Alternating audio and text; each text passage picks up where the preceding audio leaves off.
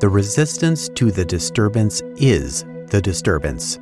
Zen saying. So today, I'm preparing for my first surgery. It happens tomorrow.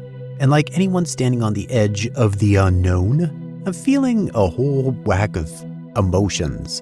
Got to admit, there's some fear. Strangely enough, there's some excitement and anticipation. There's a part of me that feels like I'm entering into kind of like a brotherhood with other people who have been through such a thing, and a whole bunch of other ones. I didn't really actually sleep that well last night, but that's okay. But this morning, in my TM session, I got hit with something super groovy. It was a vision and an understanding all within a millisecond. It happened so fast. It was incredible.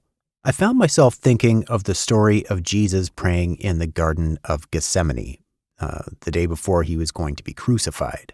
And I also got thinking of Arjuna in the Bhagavad Gita on the Plains of Kurukshetra. And before I go too much further, I just want to throw out there that in no way am I comparing myself to Jesus.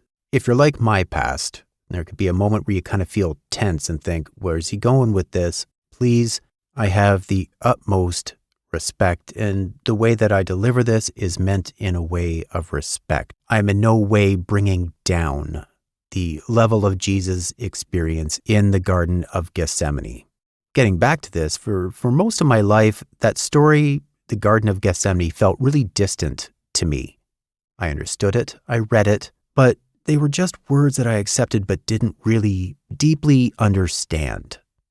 I could try and put myself into that situation of understanding, and yeah, there was a part that said, okay, I get how troublesome that was, but there was no relativity behind it, if that makes any sense. But today, it came alive in me. It was something phenomenal. And where it was that, for me, Jesus is the embodiment of absolute, pure spiritual awareness. And even in that state was still wrestling with that part of the humanity, so the spiritual versus the physical. He still asked, if there's any way, let this pass from me.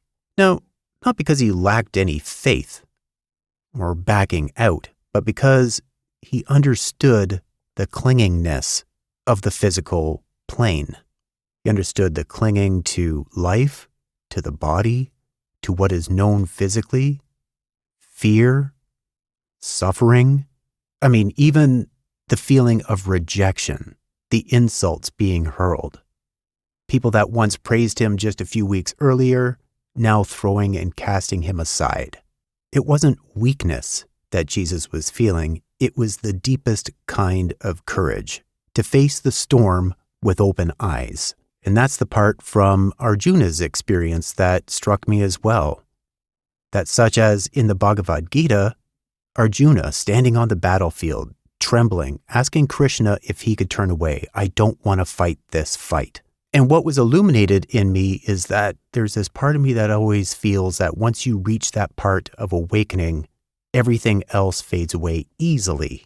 And so in my own experience, I think with all the reading and all the experience and all the material that I meditate on and practice, how is it that I'm still having these fearful, worry feelings about tomorrow?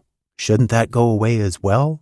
And I guess I've been a little bit down on myself, like I'm failing spiritually.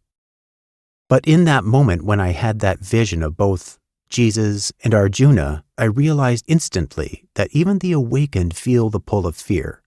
They feel it. They're aware of it. They're familiar with it. It's not a stranger. And what that leads me to kind of go on, I guess, a little poetically, is that even the light must sometimes move through the shadows.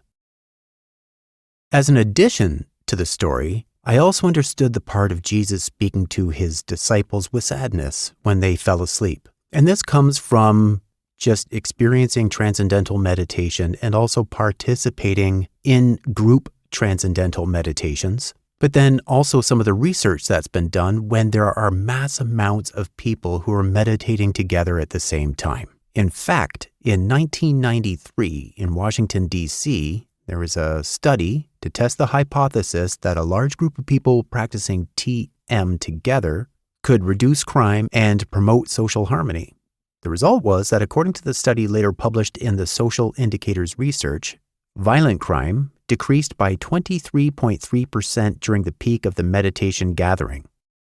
So coming back to the Garden of Gethsemane, Jesus had 3 of his closest disciples with him that he was wanting to be together with him at the moment that he was praying, or meditating, depending on which word that you want to use for it. Particularly Peter. There was a very, very strong bond between the two.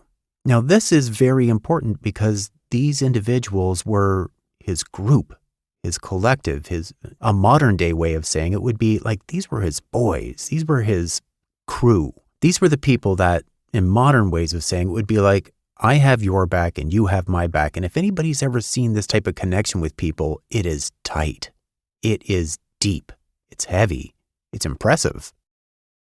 Well, this is what Jesus was calling on, was that with this group meditation that they were all together, it would have been a wonderful way for Jesus to be able to be in that state, that different plane, that meditative plane, along with, quote unquote, his boys, his team. And like I said, I don't mean any disrespect for it. I'm just trying to put this in a relative fashion so people understand this. So I've always looked at when Jesus came and said, I just asked you to stay awake with me while I'm praying. I've always looked at it like rebuke. In my way of thinking, it was the same thing as saying, I have a crazy day tomorrow. It's going to be intensely heavy, very painful. All I'm asking for you to do is stay up with me, and you can't do that? Pathetic. That's really the way that I've always felt that it was. And it never really resonated with me because that just seemed out of character for Jesus. Now, because of my TM session and because of my surgery tomorrow, I realize it wasn't disappointment in them. It was an ache for community, a realization that there's power in that meditative praying state all together at once. It was the longing for energetic support in this hour that was going to be really deep and heavy. I guess another way of saying it would have been, I really need you right now. This is difficult. Could you please lend me your light at this moment? I could really use it. And now, less than 24 hours before my own little crossing, I realize that this surgery isn't a burden. It's actually kind of a blessing, in a way. It's my own Bhagavad Gita. It's my chance to surrender the mind's clinging and trust the unfolding with my whole entire being. And an opportunity for me to strengthen that spiritual side through meditation and through trust in the divine. So really, the main reason that I really want to share this is not for any type of sympathy because I'm going through for surgery. What it's really there for is to just say, if you find yourself facing fear today, know that the path that you're going through has been traveled by saints, the sages, the mystics. It's all been documented in a whole bunch of different texts of different belief systems. And once again, to be just a little bit poetic, even the brightest lights must sometimes walk through the valley.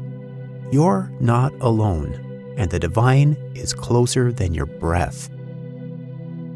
And with that, and with all that's going to be going on tomorrow, I'm honestly not thinking I'm going to be able to do a post tomorrow, but maybe I can account for tomorrow by saying today, breathe in light, breathe out fear, and let the wellness be in you. I wish you and your loved ones all the best. Have a wonderful experience. Bye for now.